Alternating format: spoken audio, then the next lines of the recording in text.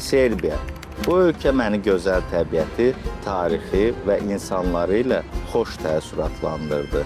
İlk olaraq müqəddəs Sava məbədini ziyarət etdik. Həqiqətən çox təsirli bir yerdir. Sonra Belqradın simvollarından biri olan Kalemegdan qalasına getdik. Burada şəhər tam başqa cür görünür. Nikola Tesla ilə burada xüsusi qürur duyurlar. Hətta Belqrad hava limanında onun adını daşıyır. Daha sonra Novi Sada yollandıq. Şəhər çox rahat və xoş atmosferi ilə yadda qaldı. Müqəddəs Məryəm kilsəsi isə şəhərə xüsusi gözəllik qatır.